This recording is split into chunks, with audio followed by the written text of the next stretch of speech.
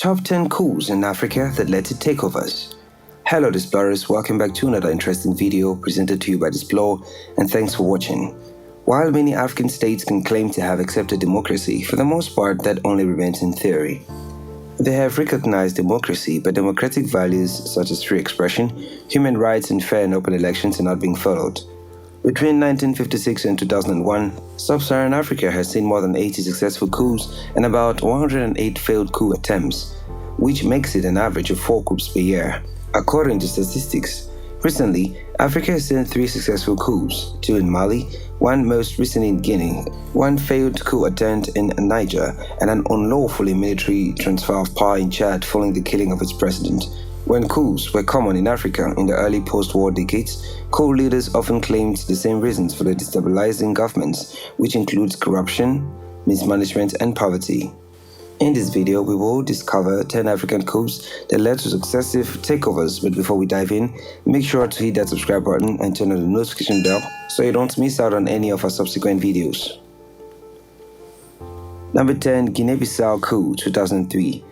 The 2003 Guinea-Bissau coup d'etat was a bloodless military coup launched by General Vissimo Guerrera Siba against current President Kubala Lala in Guinea-Bissau on September 14, 2023. Siebra described Lala's government's incapacity as justification for the coup, along with a stagnating economy, political instability, and military unrest over unpaid salaries. On September 17th, Lala formally announced his retirement, and a political pact signed that month prohibited him from engaging in politics for the next 5 years. At the end of September, a civilian-led transitional administration led by businessman Henrik Rosa and Party for Social Renewal (PRS) Secretary General Atu Sanha was formed. Number 9. Mauritania Coup 2005.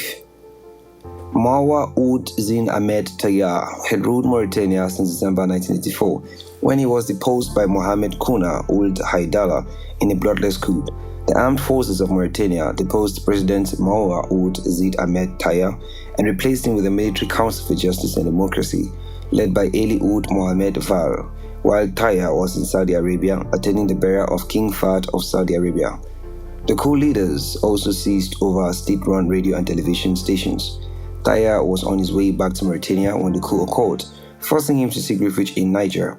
He eventually ended up in Qatar, where he worked as a teacher at the Qatar military school. Number 8. Coup d'etat in Niger 2010. On the 18th of February 2010, soldiers launched an attack on the presidential palace in Niamey under heavy fire and captured President Mamadou Tanja, who was conducting a government meeting at the time.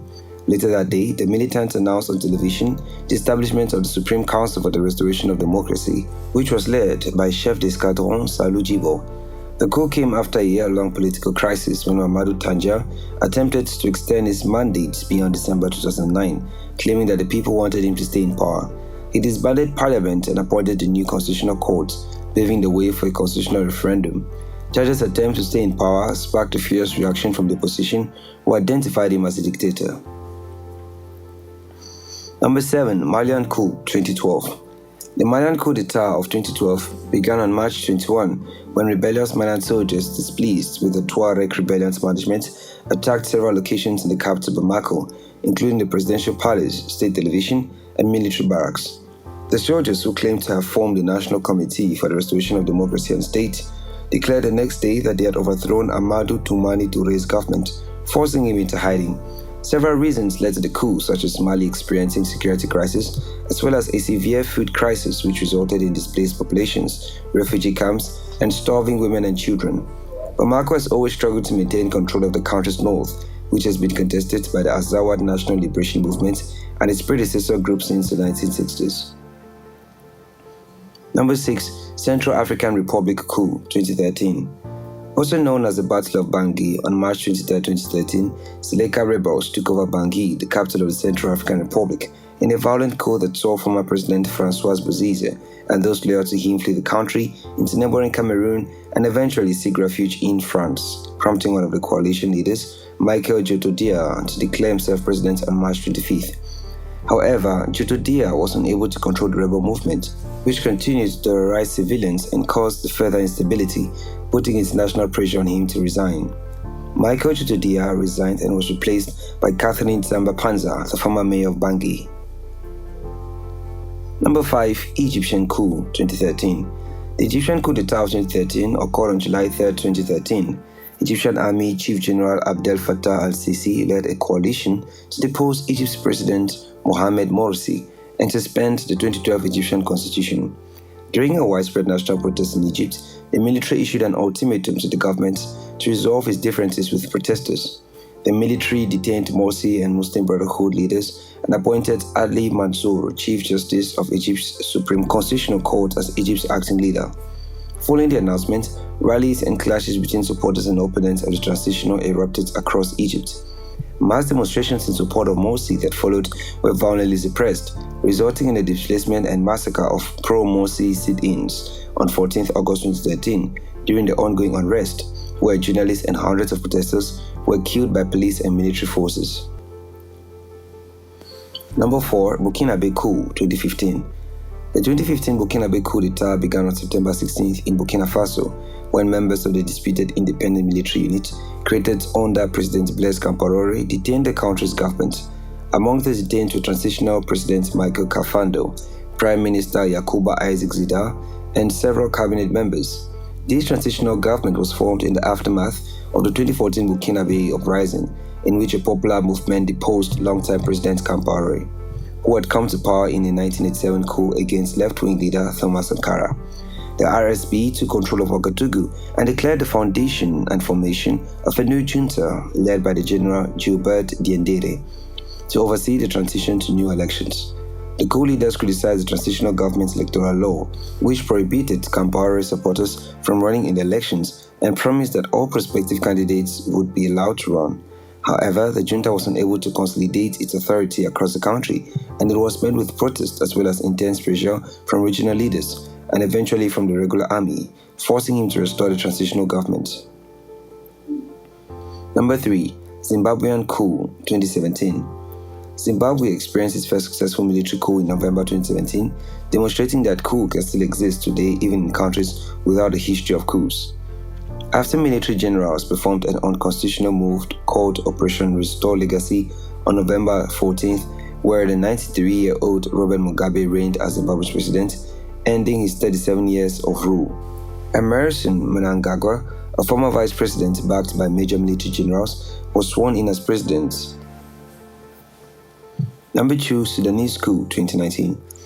The 2019 Sudanese coup d'etat occurred on the late afternoon of 11th April 2019 when Sudanese President Omar al-Bashir was deposed by the Sudanese army following mass protests calling for his resignation.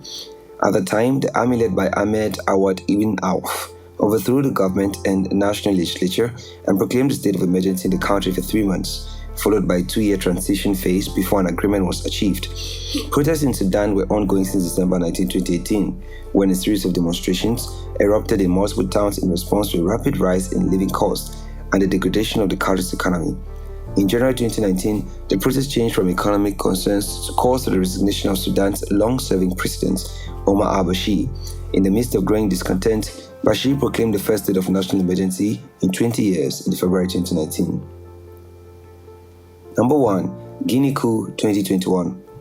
On September 5, 2021, gunshots were heard in the capital city, Conakry, where Guinea's President Alpha Condé was kidnapped by the country's armed forces in a coup d'etat.